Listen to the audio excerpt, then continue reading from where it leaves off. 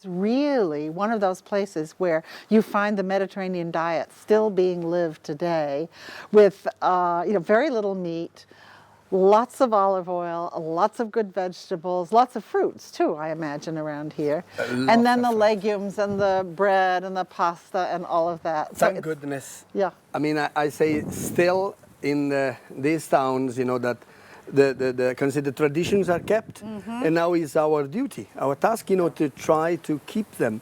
Once, I remember when I was a child, the bread, for example, there was, everyone more or less had their own oven, but there was a big one in the village, where twice a week, all these women carrying on their head, just those trays, I can say wooden trays of with all the bread that rised.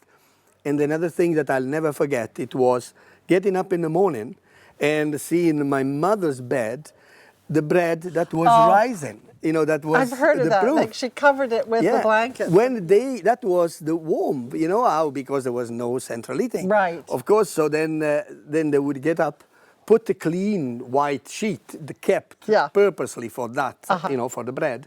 And so they would make the bread and then, cover it and then let it rise in the bed. Fantastic. So that's something fantastic, I think, unbelievable. Really, that everything was everything was used, even the body heat left in the in the mattress. Yes.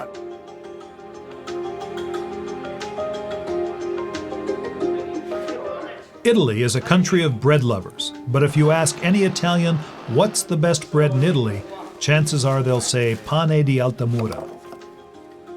Altamura bread actually has its own protected brand, or DOP, a denomination of origin protected by the European Union. To be called Altamura bread, the law says it must be made exclusively from hard durum wheat semolina from fields that surround this high hill town west of Bari. The dough must be mixed with local water and raised with a natural leaven, like a sourdough, and it must be baked in a wood-fired oven. Santa Chiara Bakery dates back centuries in Altamura, to 1423 in fact. But Vito Macella has only owned it a couple of decades. He grew up in the bread business. He says he learned it in his mother's womb, literally, because she was carrying him while she was baking. The big loaves of bread are famous and greatly in demand, dense and delicious.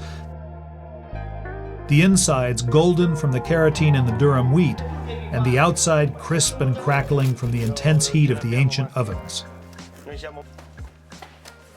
Vito makes a type of focaccia as well, using the same hard wheat dough and topping the disc with sliced tomatoes or eggplants or onions.